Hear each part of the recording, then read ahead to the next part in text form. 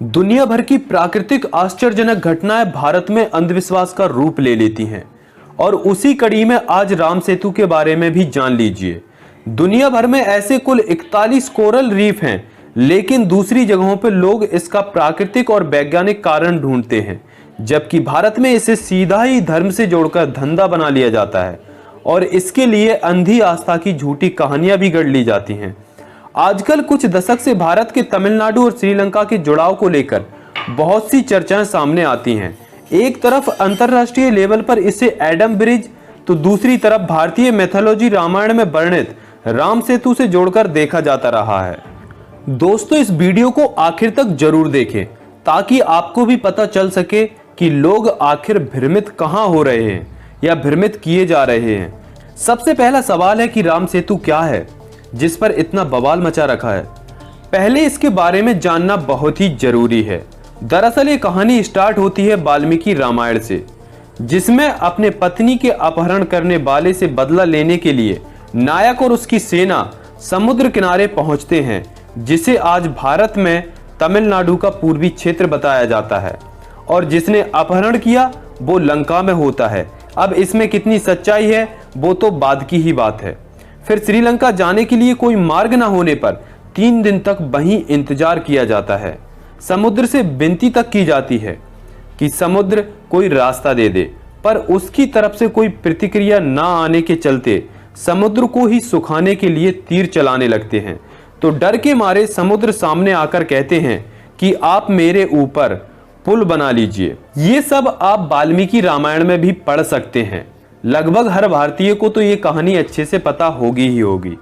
अगर आप वाल्मीकि रामायण को देखेंगे तो पाएंगे कि वाल्मीकि ने लिखा है कि 5 दिन में ही 100 योजन लंबा पुल बना डाला। उस श्लोक में ये बताते हैं कि जो पुल बांधने का काम जिसने किया था वो नल था, और ये आगे भी बताते हैं कि ये पुल 100 योजन लंबा और 10 योजन चौड़ा था। अब बताइए, हंसने वाली बात नहीं है तो क्या है? अगर आप देखोगे तो भारत से श्रीलंका की लंबाई महज 48 किलोमीटर है और वाल्मीकि जी लिखते हैं 100 योजन लंबा पुल बांधा, यानी कि वाल्मीकि रामायण के अनुसार ये पुल 1280 किलोमीटर लंबा और 128 किलोमीटर चौड़ा हुआ, क्योंकि 1 योजन बराबर होता है 12.8 किलोमीटर के। अब आप ही बताइए कि विश्व के जो बड़े से बड़े ब्रिज हैं उनकी लंबाई कितनी होती है? 500 मीटर, 1 किलोमीटर, 2 किलोमीटर, ज्यादा से ज्यादा 5 किलोमीटर। लेकिन भाई इन्होंने तो मजाक लगा रखा है, क्योंकि इन्हें पता है हम जो भी लिख देंगे भक्त वो मान लेंगे। जब भक्त ये मान लेते हैं कि हनुमान सूर्य को निगल सकते हैं तो ये कौन सी बड़ी बात है, ये तो छोटी मोटी बात है। और जरा भक्तों आप ही बताइए कि भाई 128 किलोमीटर चौड़े पुल को बनाने का क्या उद्देश्य था? ऐसी क्या चीज थी जो इतनी चौड़ाई घेर के चल रही थी? भाई क्या सेंस बनता है, जबकि महज 48 किलोमीटर तो पूरी लंबाई ही है श्रीलंका की भारत से, और भाई तुम 128 किलोमीटर चौड़ा ब्रिज बना के ले जा रहे हो। वाह भाई वाह। और यहाँ कमाल की बात यह है कि इस पुल को बनाने के लिए इंसानों के साथ साथ बानर भी थे और भालू भी थे, जो कंधे से कंधा मिलाकर काम कर रहे थे। इतने समझदार बानर भालू मैंने तो आज तक नहीं देखे। अगर आप लोगों ने देखे हो तो जरा कमेंट सेक्शन में बताइएगा जरूर। ये वो लोग हैं जो डार्विन्स थ्योरी को गलत बताते हैं, पर दूसरी तरफ कहते हैं कि रामायण में बानर और भालू एक साथ काम कर रहे थे। ये तो चांद की तरफ मुंह करके थूकने वाली बात हो गई है।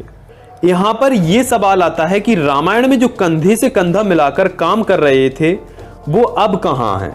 अरे भाई, इंसान की प्रजाति तो दिख रही है, बंदर और भालू की भी प्रजाति दिख रही है, पर उन बानर और भालू की प्रजाति कहाँ विलुप्त हो गई जो इंसानों की भाषा में बात करते थे, उसे समझते थे, और कुछ तो उसमें इंजीनियर भी थे। उसमें एक जटायु वाली प्रजाति और भी थी जो अब दिखाई नहीं देती।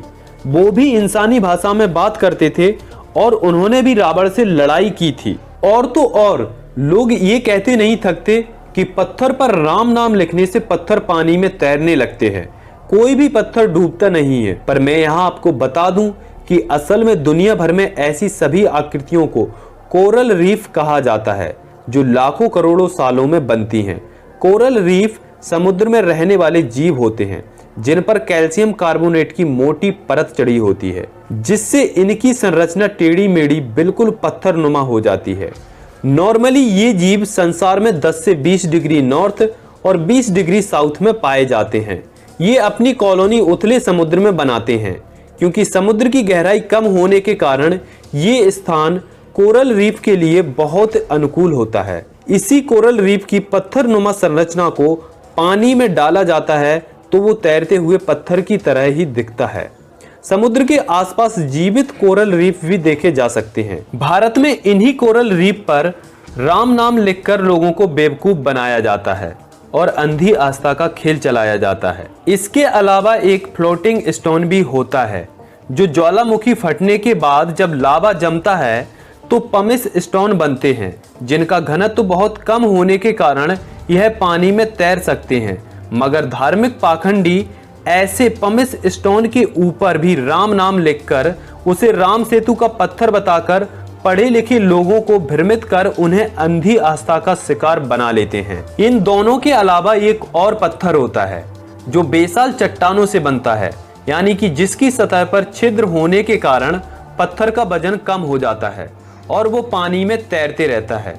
और ऐसे पत्थरों पर भी राम नाम लिखकर लोगों की अंधी आस्था से खेला जाता है। तीनों ही तरह के पत्थर बहुत बिकते हैं और बहुत से धार्मिक स्थलों में पाखंडी तीनों तरह के पत्थरों को राम सेतु का पत्थर बताकर उसे पानी में तैराकर भी दिखाते हैं और लोगों की अंधी आस्थाओं से खेलते हैं। जरा सोचकर देखिए, मानव जाति का जन्म हुए 1 लाख वर्ष भी पूरा नहीं हुआ और उसके बाद भी मानव ने खेती करना, कपड़े पहनना 8000 वर्ष ईसा पूर्व ही सीखा। मानव ने लोहे की खोज 1500 ईसा पूर्व की और लिखना 1300 ईसा पूर्व सीखा। लेकिन भारत की अंधी आस्था का कमाल देखिए कि इसे जबरन राम सेतु साबित करने के लिए नल नील नाम के 2 बानरों को विश्व के प्रथम सिविल इंजीनियर घोषित कर डाला और उस पर भी मन नहीं भरा तो बंदरों से पत्थरों पर राम नाम लिखवा दिया। असल में भले ही सुई बनाने का दिमाग ना हो, लेकिन कहानियां गढ़ने और काल्पनिकता का मिश्रण करने का बहुत ही गजब दिमाग है।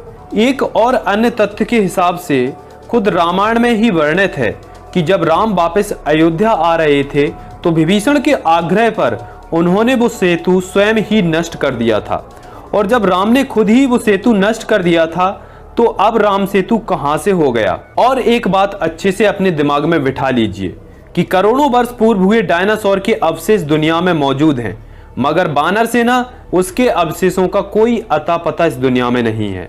आपको ये बात कभी क्यों नहीं खटकती? ये जो राम सेतु के नाम पर बवाल किया जाता है, ये कोई राम सेतु नहीं है और ना ही रामायण से इसका कोई लेना देना है और ना ही ये कोई अजूबा है। ये लाखों साल पुराने कोरल्स का ढेर है जो मानव निर्मित नहीं है बल्कि प्राकृतिक संरचनाएं हैं। आखिर में वही बात कहूंगा कि किसी भी धर्म का मजाक उड़ाना मेरा ध्येय नहीं है, बल्कि धर्म में फैली अंधी आस्था और कुरीतियों के खिलाफ समाज को जागरूक करना मेरा लक्ष्य है। पर यार, लिखो तो कुछ ऐसा लिखो जिसकी जग हंसाई ना हो। तो बस आज के वीडियो में इतना ही। मिलते हैं किसी अगली वीडियो में। तब तक के लिए वीडियो को ज्यादा से ज्यादा शेयर करें और अगर चैनल पर नए हो तो चैनल को सब्सक्राइब कर नोटिफिकेशन बेल को भी ऑन कर लें।